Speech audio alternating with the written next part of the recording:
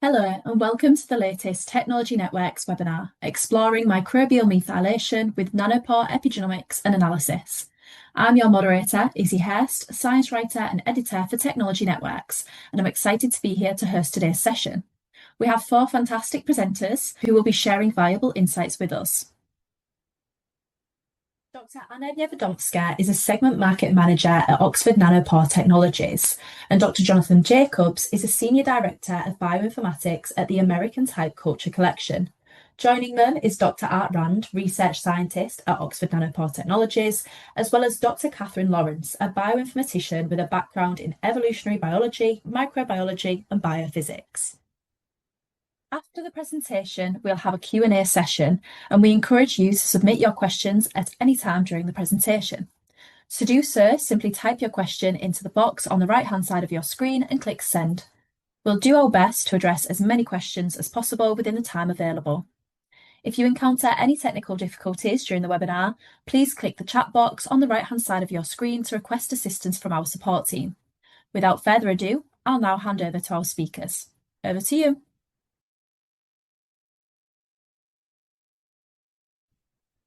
So thank you for that introduction. I will jump right in that case.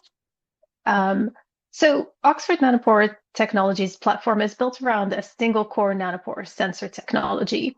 And this can support a wide range of applications, starting with DNA sequencing, the only platform that can also sequence RNA. And now the same platform is also expanding into epigenetics, where we can detect both DNA and RNA modifications to provide broader multi-omic insights, and all from one underlying technology. However, today we'll focus specifically on bacterial DNA modifications and how nanopore sequencing enables the direct detection of these changes. Because we're the only sequencing platform that can sequence both DNA and RNA directly, we're able to detect a range of modifications in both. Today, we'll be focusing on 5MC, 6MA, and 4MC, which are some of the most common modifications found in bacterial DNA. So let's talk about why we would want to explore bacterial DNA methylation. And this is because they are fundamental genomic modifications that influence so many core cellular functions. These modifications are added by DNA methyltransferases and help bacteria maintain genome stability, distinguish self from foreign DNA, and regulate gene expression. And they can also play important roles in adaptation, virulence, the development of antimicrobial resistance, as well as evolutionary plasticity. And so because of this broad biological impact, being able to directly detect DNA methylation through nanopore sequencing can provide us with incredibly valuable insights into bacterial behavior and function. And so while this is a relatively emerging field of research, nanopore bacterial epigenomic data is already being used across a growing range of applications. Just in the past few years, we've seen researchers looking at how methylation regulates gene expression, tracks antimicrobial resistance and transmission, influences virulence, and helps characterize plasmids and phages. And it's also supporting studies in environmental adaptation and microbiome strain tracking, which adds a valuable novel layer of biological insights. And one of the biggest advantages is that all of this epigenomic information comes directly from standard bacterial or fungal isolate sequencing workflows, since nanopore sequencing reads native DNA. You can learn more in the following resources. First up on the left-hand side, we have a link and QR code to the workflow within our resource center, which introduces you to the isolate sequencing workflow. In the middle, same thing, resources for the protocols available through our community page. And finally, on the right-hand side, we have a link to our isolate sequencing Getting Started webinar. All right, thank you very much. My name is Jonathan Jacobs, Senior Director of Bioinformatics and Genomics at ATCC. And today I'll be talking about how to use the ATCC Genome Portal to explore reference bacterial DNA methylation data that we have available to ATCC end users and customers and researchers out there that are supporting members of the portal and the work that we're doing. If you're not familiar with ATCC, we are the world's largest and oldest biological materials collection. We were originally founded in 1925, and we have, for over 100 years, provided microbial reference strains of bacteria, fungi, protists, viruses to the global research community. And we also have over 5,000 human and animal cell lines and advanced model systems that are used in a wide variety of research areas. We're a nonprofit organization, and our main mission really is to provide reference materials and reference standards for researchers like yourself. And starting in about 2018, we also made the transition to start providing reference data as well, which is really primarily the focus of my presentation today. Whoops. So as I was saying, our key goal here really is to drive scientific reproducibility. Generally, researchers obtain their research materials from various different vendors or other biological repositories, and if they're looking to use reference data or third-party data associated with those materials, like they read a publication or something, they generally obtain that data from independent public databases where that data can be obtained. But the problem is that the connection or the provenance between that data and the original materials is ostensibly broken. And what ATCC is doing is we're creating a parity, essentially a digital twin of our physical materials and reference data that represents those materials, all from a single source. All of the data that I'll be discussing here today was produced in-house by my team. And we've been producing this data, as I said earlier, since about 2018 for the ATCC Genome Portal. So the ATCC Genome Portal is a growing reference database with whole genome sequences and assemblies, genome annotations, DNA methylation data for thousands of different bacterial strains, which I'll be talking extensively about shortly, as well as for hundreds of viruses, fungi, a few protists, and we have a growing collection of transcriptomics and whole exome sequencing data for our human cell lines, organoids, and advanced animal cell models as well. And generally, the way that my group is producing this data is it's in an ISO 9000 certified laboratory. We obtain our reference materials directly from our biorepository. All of our methodologies are validated from DNA, RNA extraction, sequencing, our QC and assembly and annotation process, and we release new data tranches to the ATCC Genome Portal on a quarterly basis. Importantly, for our microbial reference genomes, we are sequencing everything on both the Illumina platform and on Oxford Nanopore's long-read sequencing platform. This gives us two independent assessments of the genome sequence, and it really results in an extremely high-quality reference genome for all the microbes that we're sequencing. And a key part of this, really that's kind of essential to this presentation today, is that because we're sequencing all of these microbes on Oxford Nanopore's platform, we also have the ability to dive in and assess the DNA methylation status of all of these microbes. So collectively, we currently have methylation profiles for somewhere north of about 4,000 different bacterial genomes, and before the end of the year, we'll be releasing our methylation data for all of our fungal genomes as well.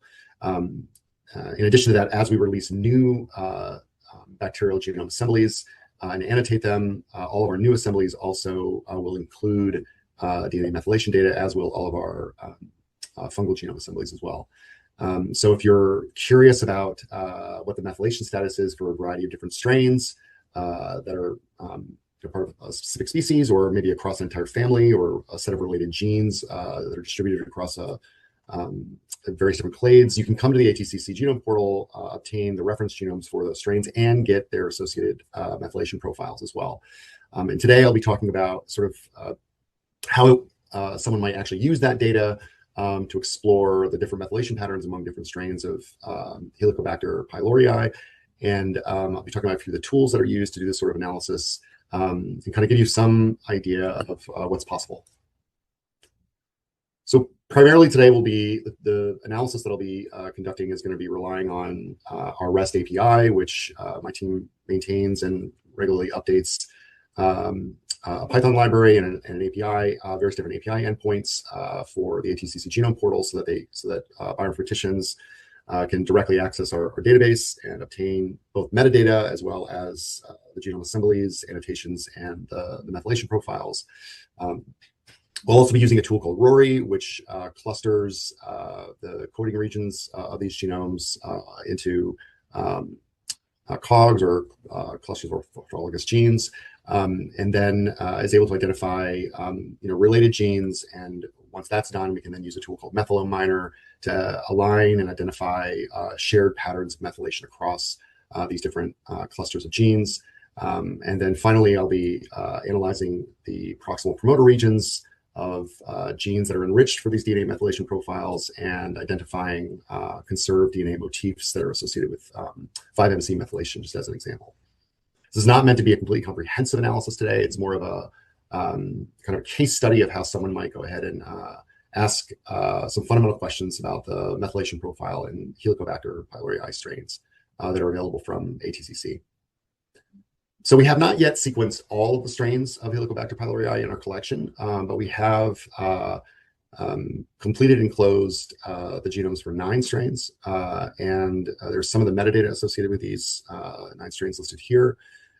Interestingly, there are 2 type strains. This may be confusing to some of the microbiologists that are attending this webinar today. This is really simply because ATCC 49396, this strain, also known as T81-213-NTB, was originally identified as a different species, and it was the type strain of a different species. And then later, it was determined that this actually is a strain of Helicobacter pylori. So we maintain this historical type strain assignment, even though it is not the species type strain for Helicobacter pylori.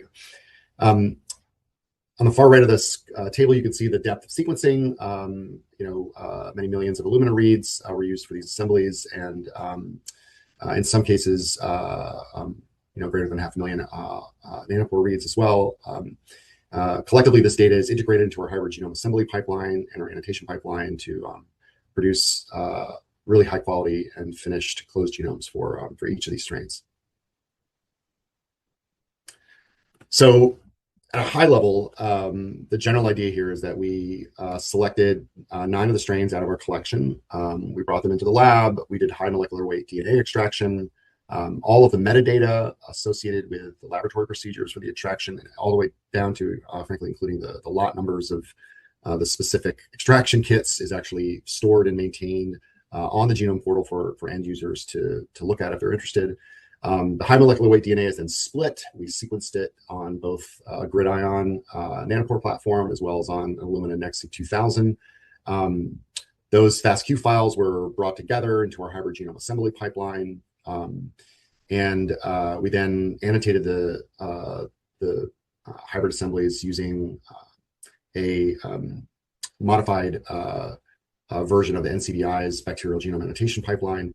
And in addition to that, we base called the Nanopore data using the latest version of Dorado, which provided us with very high quality methylation calls for these strains. So the Nanopore data in the form of POD5 files is then fed into the Dorado base calling workflow. These methylation calls, the end result is essentially a series of bed methyl files that are aligned and sort of paired with their respective assemblies for each of the strains. Those strain assemblies and their associated annotations are used to then extract the protein coding regions of all of the genes in each of the strains. We then use the Rory toolset to cluster these CDS regions into clusters of orthologous genes. The bed methyl files were then used to assign methylation calls to those genes and in each of the clusters. Methylome Miner, which is the tool set that sort of underlies a lot of this analysis, has a secondary tool that is essentially called Pan Methyl Miner, which allows you to do sort of pan-genomic analysis across multiple strains where the genes are already been clustered a priori with a tool like Rory. And this is really a key thing that allows us to identify sets of genes that are enriched for different methylation patterns for both in the gene body as well as in the proximal promoter regions.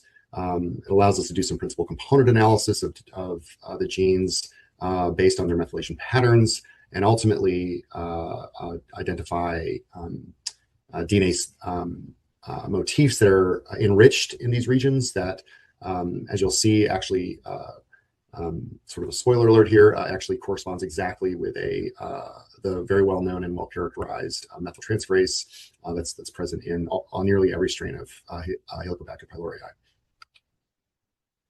So here you can see the distribution of high confidence 5MC methylation marks by gene across all 9 of these strains. The x-axis is the number of methylation marks per gene, and the y-axis for each of these strains is the number of genes with that number of methylation marks. While some of the strains have genes that are have a very high level of number of 5MC methylation marks in them, the vast majority of the genes actually only have a handful, 2 or 3 methylation marks per gene body. But this data allows us to do some principal component analysis, and because the ATCC Genome Portal not just provides genome assemblies, but we also annotate them using a standardized set of gene ontology standards, so we can actually do some functional analysis as well and try to get an idea about which sort of functional categories of genes are actually enriched for these methylation calls, and do we see any patterns of interest. So when we do this principal component analysis on 1,601 genes that include these 5MC methylation marks, you can see that highly methylated genes in the top 1%, where the average degree of methylation as normalized by the size of the gene kind of is used as input to this PCA analysis. And then you can start to see the different clusters of genes that are associated with high levels of methylation across the whole genome. Vast majority, as I said earlier, of all of the genes only have a handful of methylation marks, but there are some that are consistently highly methylated across all of the strains. And each of these individual points here on this PCA plot actually represent a cluster of genes across all 9 strains, not just an individual gene. And so this sort of gives you an idea of the average degree of methylation that's conserved within the species. So when we take this data and sort of look at it another way by doing hierarchical clustering of both the different clusters of genes according to the different strains, one of the interesting things that kind of jumps out here is that this strain 4369629 actually serves as an outgroup when you're looking at the top 1% of highly methylated genes compared to all of the other strains. And so if you were a researcher, for example, that were interested in identifying strains of a species of bacteria that you were focused on that had perhaps an unusual methylation pattern, this is one way to actually use the data within the ATCC Genome Portal to kind of identify strains of interest. And in this case, a researcher that might be looking at Helicobacter pylori, who perhaps hadn't worked with 43692 in the past, can now see that, like, okay, this particular strain has a high level of methylation on 3, and it may be hard to see here, but these are actually 3 different clusters of genes that have an unknown function. And that may raise some questions as to, what is the function of the genes? Why are those genes highly methylated in this strain and not in the others? And it may actually drive some interest in terms of helping direct end users and researchers to include additional strains in their research program. So when we pivot from looking at methylation calls in the gene bodies to the 5MC methylation marks in the proximal promoter regions, and that is, for the purposes of this analysis, I was looking at the 250 base pairs upstream of the ATG start codon, and then 50 base pairs into the gene body itself. This 300 base pair window is how I'm defining the proximal promoter region. And we sort of repeated this analysis where we just looked at the methylation calls across all the genes only in the proximal promoter region, did the hierarchical clustering analysis, and one of the things that comes out from this is that there are really 2 large groups of strains. There's the 4 strains here on the left that kind of cluster together across these genes, and then the 5 strains on the right have a very different methylation pattern. And that, again, may be for researchers that are particularly interested in Helicobacter pylori, may find that interesting, and it may help them identify additional strains that they want to investigate further for their research, perhaps that they haven't previously worked with.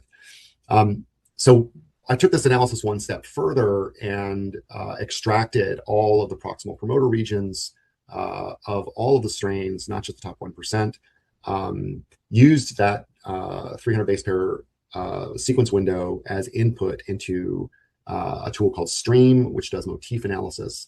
And then we compared those 300 base pair windows of methylated proximal promoter regions to about 2,000 promoter regions that were not methylated from the same strains, and sought to identify an enrichment to see if there were any motifs that were actually present in the methylated promoters that were maybe absent in the promoter regions that were not methylated. And indeed, we actually see that this very strong 97% high confidence 5-MC methylation calls were associated with this GCGC motif. And this was kind of a nice finding because it turns out that this GCGC motif is already a well-known target for HPY 993, which is this 5-MC methyltransferase that's present in nearly all strains of Helicobacter pylori. It targets this GCGC motif and converts it to a G5MC GC motif. These motifs are not found in the unmethylated regions. They're only found in the methylated. There's a few exceptions, but by and large, they're only found in the proximal promoter regions of the methylated genes.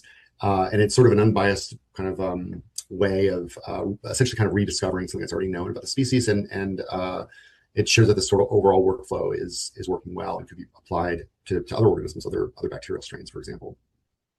So I was also curious to see if whether or not the strains or the genes for which this motif was present in were enriched for any particular functional classes of genes. And so we essentially did gene set enrichment analysis for genes that were enriched for these 5-MC methylation marks in the proximal promoter regions and compared that to the rest of the genome. And we identified a range of functional classes, including cell envelope remodeling genes, membrane-associated host interaction genes, motility genes, and genes associated with stress and nutrient adaptation.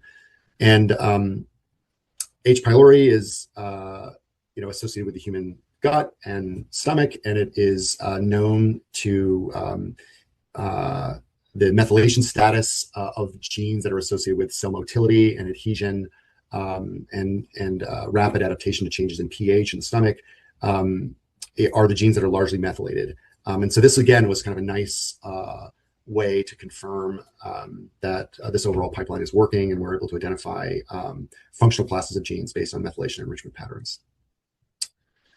And then lastly, we are kind of revisit this idea of identifying strains of interest. I just want to kind of just show this heat map again and emphasize the fact that we essentially have two broad classes of strains here. We have the 5 strains on the right that have functional classifications of genes that are enriched on the top half of this this heat map, whereas the other 4 strains here are sort of more broadly and evenly distributed in terms of their methylation pattern. And this kind of analysis could again lead researchers to identify novel strains that might be relevant for their particular work. So how do you get access to this data? All of this data is available from the ATCC Genome Portal at genomes.atcc.org. There's both a web-based front-end interface for the portal and accessing the data. There's also a REST API for programmatic access to the data directly for bioinformaticians that may be interested in downloading the data en masse. Essentially, when you visit the portal and from the top down, the top menu can kind of select the complete collection here. You can go and then use our search tools to essentially search for any organism of interest that we have sequencing data for. And if in particular you're interested in methylation data, there are tags associated with each of the individual records that you can click on. And in this case, we had previously searched for Helicobacter pylori, and then we selected the methylation data tag, which then filtered the search results down to these 9 genes, or 9 strains rather. And in addition to that, there is a taxonomic tree that's an interactive tree that can be searched. And when you click on this button over here on the far right, it pulls up an interactive tree that you can navigate across the entire tree of life. And you can see what types of data we have available. You can actually click and access the different data packages for each individual strain directly from this page as well.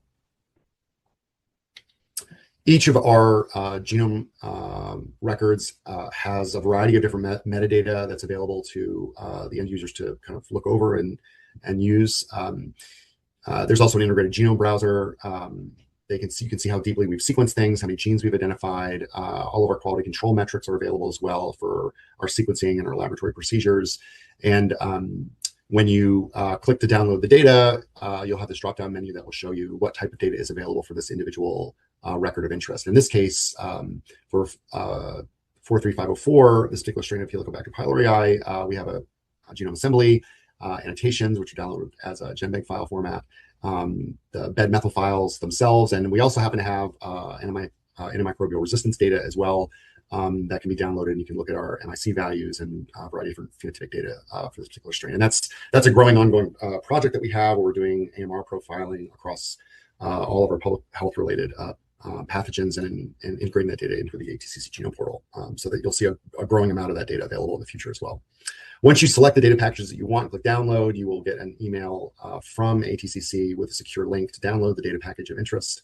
And this is a great way to download data for a handful of strains. But if you're actually looking to download data for dozens of strains, or the entire genome portal for that matter, then we strongly recommend that you use our REST API. It's fully documented. You can go to GitHub here at this address here and kind of look over our documentation. We also have some sort of recipes or tutorials already built out using Google Colab, so you can kind of see how the REST API works and kind of get some hands-on experience using our different API endpoints. And we have a handful of reference genomes that are available without having a login or anything like that, so you can kind of just kick the tires and see how it functionally works. And that's it. Thank you very much. Hi, everyone. My name is Catherine Lawrence from the machine learning team here at Oxford Nanopore. So now I'm going to take a few minutes to discuss how we can detect modifications in the Nanopore signal and how you can incorporate the modification detection into your existing microbial sequencing experiments and analyses. So as many of you already know, when we sequence native DNA or RNA through a nanopore, the resulting signal captures information about the entire chemical composition of the molecule, including modifications like methyl groups. For example, the three most important modifications in microbes, 5-methyl-C, 4-methyl-C, and 6-methyl-A, all induce measurable deviations in the nanopore signal. Here, I'm showing an example of this signal deflection in real sequencing reads from a bacterial isolate. The normalized signals from a PCR sample are shown in black, and from a corresponding native sample in blue. You can clearly see the deflection at and around the 5MC position in the native reads. This means that the modification information is always present in the nanopore signal from native DNA. All we have to do is extract it and record it. Extracting modification information is easy, and it's done at the same time as base calling. Just like for base calling models, Oxford Nanopore develops machine learning models that process the complex signal information into highly accurate modification calls. These are the mod caller models.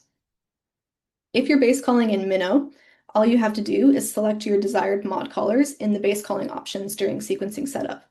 For microbial samples, typically this will be 6MA in all contexts and 4MC and 5MC in all contexts.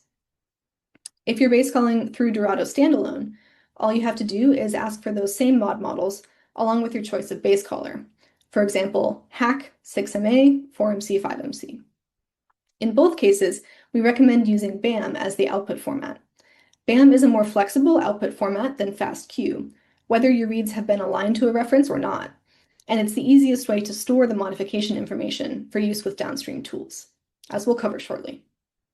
When the BAM has modified base information, we often refer to this as a mod BAM. But before we move on to the downstream analysis with your mod BAM, let's take a brief peek under the hood to see a bit more about how mod callers work. The process happens in two steps. First, the raw signal is translated into a sequence of canonical bases by the base caller model. This model does not output any modification information, but through its training process, these models are methylation aware. That means they've learned the various perturbations and deflections that modifications can cause, so that they can more correctly call the canonical base, regardless of its modification status. Then, the sequence of bases and the raw signal are both passed to the mod caller models. Importantly, these models do not change the sequence of bases. Rather, they go through the sequence and classify each occurrence as modified or unmodified. For example, the 4MC, 5MC model examines the raw signal and the sequence context around each C in the sequence and classifies it as either a 4MC, a 5MC, or a canonical unmodified C. The 6MA model does the same for all the A's in the sequence, classifying them as either 6MA or unmodified A. The resulting calls and their probabilities are then written to the MM and ML tags in the mod BAM. In the machine learning team at Oxford Nanopore, we continue to develop new models for both base calling and mod calling, and ensure that they work together to deliver the most accurate results. For example, our latest version 6 hack model, available in the recent version 2 release of Dorado Standalone, delivers base calling accuracy of Q23.5 and mod calling accuracy of 98.6% for 4MC, 5MC, and 99.6% for 6MA in all contexts. So now that we have our modbam with the base call and the modification information, how do we use it? For most applications, our downstream analysis would start by synthesizing the information from the individual sequencing reads into a higher level picture of what's going on in our sample through secondary and tertiary analysis. For an isolate sample, this will typically include generating a high-quality assembled genome, then perhaps annotating it, sequence typing it, or identifying antimicrobial resistance profiles. For a metagenomic sample, this could include taxonomic classification and abundance estimation, or even full metagenomic assembly. I'd like to highlight our epitome workflows that support many of these analyses in one easy-to-use platform. For example, here's a diagram of the workflow from the microbial isolates workflow. Briefly, data undergoes QC, followed by assembly, and then polishing with Medaka. In either de novo mode with fly assembly, or reference-guided mode if a reference is provided. After polishing, there are then a variety of further analyses available depending on your application, including sequence typing or serotyping, antimicrobial resistance profiling, plasmid identification, and genome annotation. If you'd like further information about this workflow, you can visit the documentation on the Epitome website, or reference our previous webinar, which has a trove of useful guidance around experiment design, sample preparation, and bioinformatics for microbial isolates. Both of these links are available by the QR codes here. For now, I just want to highlight that this workflow, like all the other Epitome workflows, are compatible with modbam as the input instead of FASTQ. Returning to our modbam, how do we make use of the modification information? The first step is to perform a similar process, integrating the per read information in the modbam into a high-level summary of modification within your sample. Our recommended tool for this is ModKit, which is a freely available open source tool. My colleague Art will give more details about ModKit's capabilities in just a few moments, but for now, I want to mention a few of its secondary analysis functions, like producing bed-methyl files, which summarize modification information at each reference position, and motif detection, which helps identify specific methyltransferase motifs. Now, armed with that detailed understanding of both the genomic and the epigenomic state of your sample, you can begin to explore the biological questions that interest you. For example, how does gene expression evolve across pathogen strains from different isolate samples? Or can you untangle the associations between host bacteria and their plasmids using their shared methylation motifs? There's a wealth of novel biology to be revealed in microbial modification data, and you'll now hear in more detail from my colleague Art about how you can use ModKit to explore some of these topics. Thank you. All right, thank you, Catherine. Jumping ahead, so once you've collected that modbam, what you can do is you can use this tool called ModKit, which I'll tell you about, that can extract that information from the modbam in a way that essentially can make it easier for interoperability with common data science formats and tools. The tags that we use to keep the modified base information, these MM and ML tags, which I don't expect you can really interpret here, are sort of a compressed and opportunistic format that keeps everything you need in there, but they do sort of come with a few sharp edges around how to actually extract that information. So in general, I recommend folks use ModKit or other tools that have sort of found a lot of these sharp edges and fixed them as their method of extracting this information. So what is ModKit? So ModKit's an open source command line tool that is on GitHub. You can go download it. You can build it yourself. It's actually gotten a couple of contributors from outside of Nanopore, which is pretty great. So it's really a community tool. It's also been incorporated into a bunch of our Epitome workflows, such as human variation, but that's obviously not for microbial samples, but it is sort of a commonly used tool. And as I mentioned, it's sort of general design ethos is that it helps you extract information into these sort of data sciencey formats like TSVs and bed files and things like that. So Here's just sort of a smattering of a bunch of the functions that are in ModKit. This isn't necessarily everything. There's actually quite a few things in there. But importantly, what I wanted to bring up here is that ModKit produces these bed methyl files, which are oftentimes, and as we'll talk about, the sort of input to another analysis tool you might want to use. So it produces these bed methyl files, which in and of themselves aren't necessarily super interesting, but important. But it also has these other outputs, such as extract and summary, which will produce single molecule information in the case of extract, or summary, which will take all of your or your entire modbam and summarize the base modification information in there with one command and relatively fast execution. And as I mentioned, there's a few other things here. So we're going to talk about motif search right now, because that tends to have the most sort of applicability to microbial samples and metagenomic samples. But as you can see, there's quite a few other things you can do. So first step to doing motif analysis is to do something we call a pilot. This is typically done. This can be done in a workflow. This can be done on the command line. It's really pretty quick, especially with microbial samples, because just because they tend to be a little bit smaller, the genomes or the assemblies tend to be smaller. But what you're doing here, and what I'm trying to demonstrate on the genome browser shot here, is the genome browser is showing all of the reads, right? So you have all of the horizontal lines are each a single molecule read, and I've colored the base modifications in red, green, and purple. And so I don't expect that you can read the track at the very bottom, but basically what that is that is the bed methyl output as you would see it on the genome browser. And what it's doing is it's summing all of the base modification counts down the genomic columns into a single value, or into a few values. So when you were to click on one of those units, you would get this pop-up, which is way too small for you to see. So I've actually reproduced it in the purple box that has the genomic coordinates, the strand, the coverage, the number of reads that have that methylation mark. So in this case, M means 5MC, and a few other statistics. And so this table is used for the motif detection algorithm, which I'm going to go over next. But importantly, this is sort of all packaged together. You don't really need to adjust the defaults that much. The important thing is to, when you're performing a pileup, is to add the modified bases for which you're interested in. So in this case, I have that argument called modified bases with 5MC, 4MC, and 6MA that instructs ModKit to go and at the cytosine bases accumulate the counts for 5MC and 4MC, and at the A bases to get 6MA.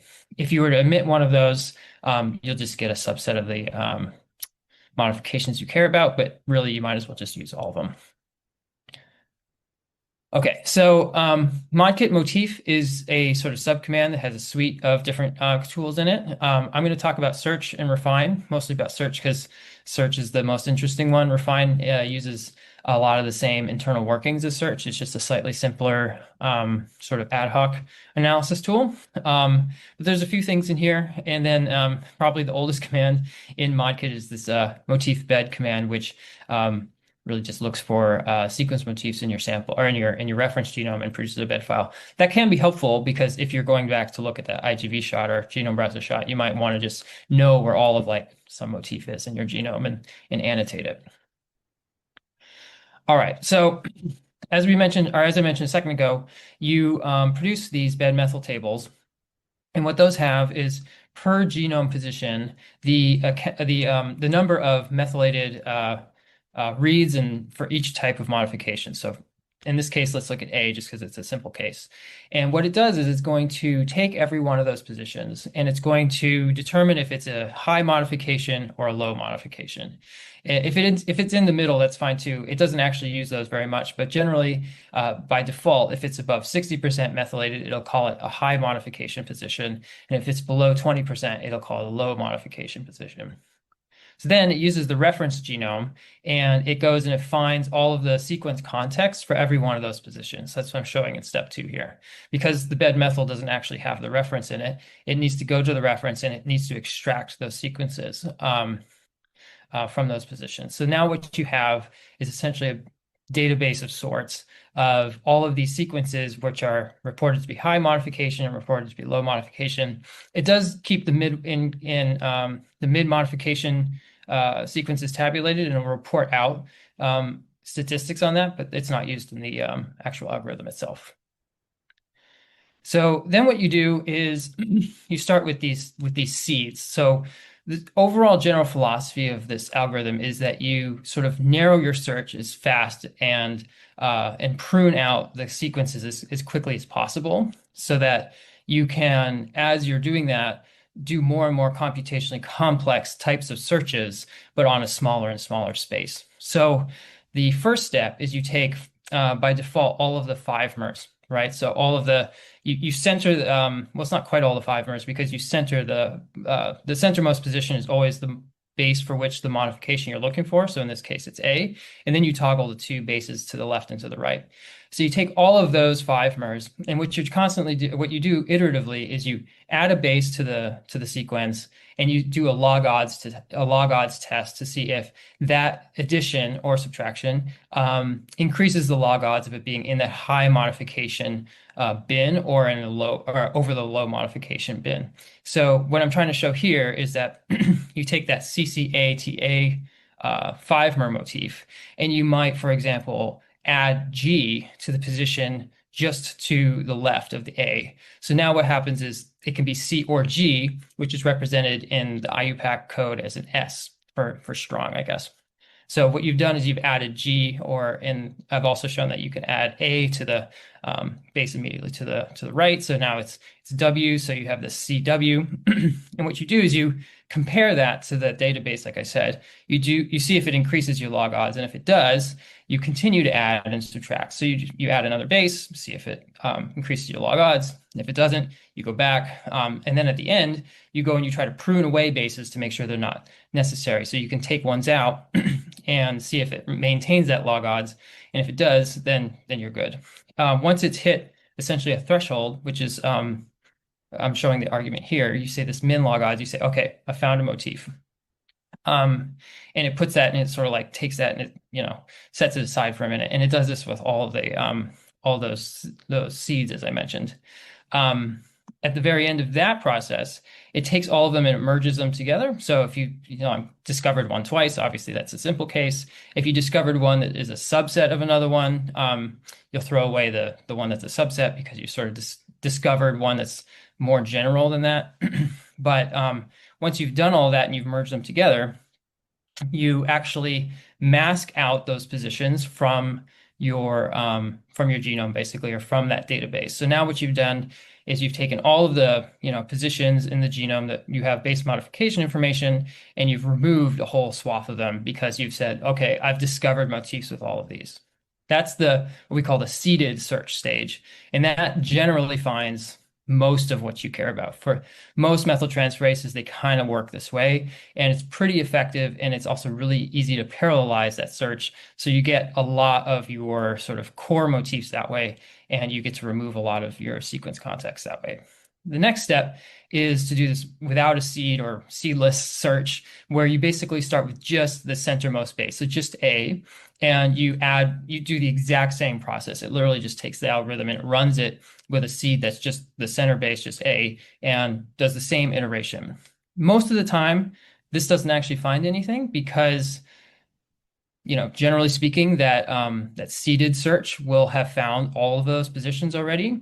I'll show you in a second how you can interrogate this, but that is there just because it's sort of it's a simple check to make sure that you've really exhaustively searched as much as you can in that area. Or actually, I shouldn't use that term exhaustive, because there's the third sort of search step is called the exhaustive search step. And this is the most computationally expensive, but also the most thorough of the sort of 3 search paradigms.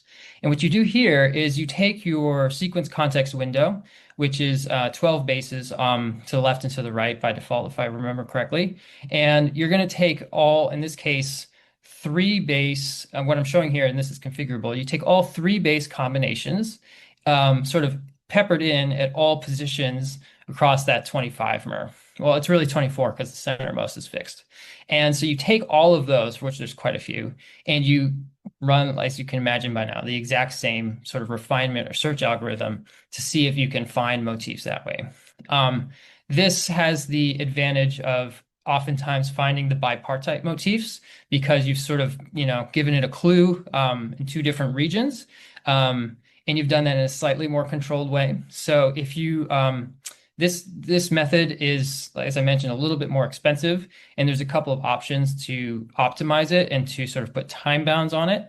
But if you're not finding motifs, generally what I recommend is to try it without this method first, see if you find what you expect to find, and then try this at the end if you are still missing some things. And also, like I said, with the time bounds, you can be pretty confident it's not just going to run forever or anything like that. So here's just an example of the kind of command you'd run and the output you'd expect to find. This is using H. pylori, which is, I think, a common example that we'll see throughout this webinar. It's a relatively easy command to set up. You give it the bed file, that pile up that I've been talking about, the reference, you tell it where to give the output. You can adjust the context window or the context size, which is the number of bases to the left and to the right. A bunch of the filters are essentially things like counts, like how many sites are present in the genome, things like that. There's a variety of those that you can look at the help documentation and pick. But up here, I'm setting like the min sites as 100, meaning that for a motif to be considered, there has to be at least 100 occurrences of them in the genome. I think the default is 300, but depending on the size of your genome or metagenome, you might want to adjust that. And I'll show you how you can figure out what's going on there. That's why you have this log form or this log file, which will record what the algorithm is doing and let you go and figure that out. So let's talk about that next. Well, actually, real quick before we get on there. So there are a couple other options that you might want to try, which I've put in the brackets here. For example, you can narrow the search to just one config in your assembly. You can give it a table of known motifs, so it's actually the exact same format you get from the output. You can say, like, evaluate these at the very end and tell me if you find them or if you find subsets or supersets of those. That's actually a pretty cool thing because you can say, like, oh, I found a subset of this motif, and it sort of intelligently figures it out for you. And as I mentioned, with the exhaustive search, you can tell it to do this narrow search, which is a little bit more of a greedy version where you take the top candidates, you refine those, and then, like I say, you mask out your positions and you start over, as opposed to just sort of doing everything all at once. And then finally, there's this refine command, which you can give it a known motif or a known motif table and say, start with these as your seeds and run the algorithm on them, which can sometimes be kind of interesting if you have a priori knowledge of a motif that might be in your sample. But, all this being said, if you want to actually understand what the algorithm is doing, Modkit kind of has a way to do that. So the motif search or the motif search and refine commands are the only two currently that output structured logs, which is just another way of saying that they're easy for computers to read, but hard for humans to read. So I've put just 3 lines up there, which I don't expect you to see at the very top. But basically what this means is that the logs are these JSON lines format, which you can cat through something like JQ, and you can essentially query them, right? So I've got a couple of examples here. The first one is, find me all the debug level logs, which I suppose you didn't have to do, but just give me the debug level ones, and then find the ones where the action on the motif, and there's documentation to describe what these things mean, but the action is basically, so I've arrived at a motif, what do I do with it? If the action is refined, in other words, like you started with a seed and you've gotten all the way to a motif, if that was the final state, emit the message, and this will give you out or print out basically all the places for which this happened, right? And it'll tell you the motif it started with and what it got to. And then a slightly more complex one is you say, okay, give me all the debugs, say only the seeded stage, only that very first stage, and all the ones that were discarded, right? So you got to a motif and you said, I don't want to keep this. you might be interested in, well, why didn't you want to keep it? And it'll actually output all of the places where that happened, and it'll tell you why. So it'll say, for example, you might have some case where, hey, we got rid of this motif because there was only 99 occurrences when you needed 100 occurrences, something like that. You might want to know that, and you could go back and say, well, maybe I want to make this 98 instead of 100 or something like that. So I've got some examples at the bottom there that would sort of tell you how this happens, like it requires such a value, but we only got such a value. So that can be helpful for, figuring out what's going on in your runs. And it's pretty quick. So you can do this a few times. The whole idea is that you get a lot of iterations on it. So that, thanks.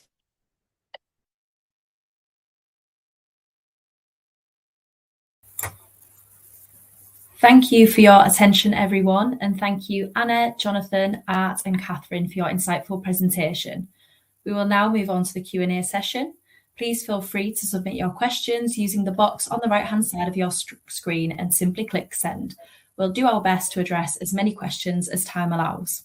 We've already received several questions, so I'll start with those.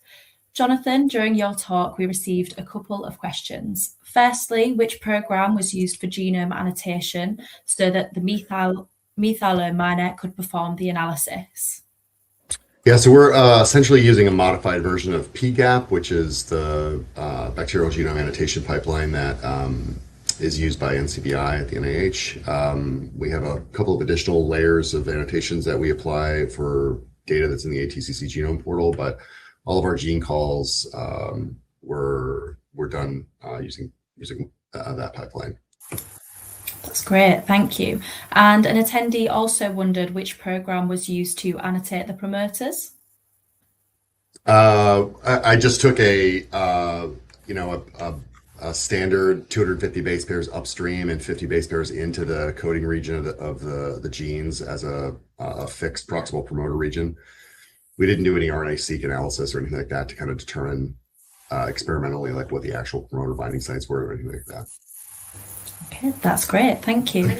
And later on during Art's talk, we had a question regarding the training data of the base caller and modification detection models, respectively used in Dorado across human and mouse genomes, and specifically whether any bacterial, plasmid, or phage methylation data were included.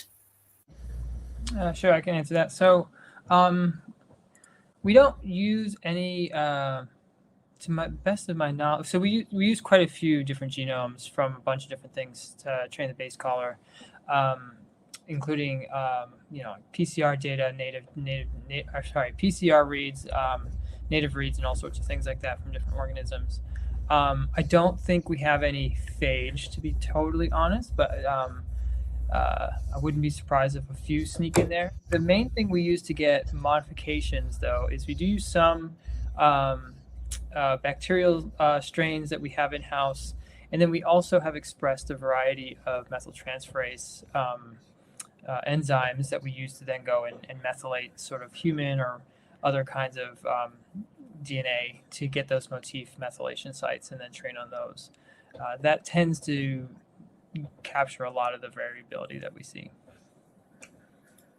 That's great, thank you. And we've got a lot more questions coming in right now. So we've just had someone ask how methylation profiles vary dependent upon whether the sequenced microbial DNA/RNA is derived from cultured or patient samples.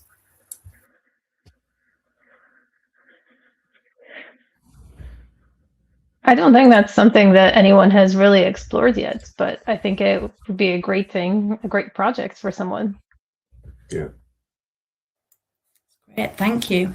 And someone else has asked whether we could clarify which microbial data sets were used for training the methylation model, particularly the species included in the training set. Yeah, so we change that around a decent amount, and it's unlikely that we will be able to release that information. We don't use any strains that are particularly like exotic. In fact, I mean, that's actually sort of a requirement for us, is that anything we use for training has to be reproducible, because obviously we can't afford to really run out of these things. So it's, I wouldn't say it's like a trade secret or anything like that. It's not like we're doing anything too crazy, but we probably will not release exactly all the strains that go in. That's absolutely great, thank you. And a bit more of a broader question, one attendee has asked, why are you doing hybrid sequencing? So for the ATCC Genome Portal, the reason we're doing hybrid sequencing is because it's simply put our main priority is around scientific reproducibility. So we tend to do everything two different ways to confirm that we're getting the same results. It's not a statement as to whether or not one sequencing platform is necessarily superior to another. It's just we do two different instrument measurements, and we want to make sure that we're integrating those results together. So we take that same mindset when we're doing our sequencing work as well. That's great, that makes sense, thank you.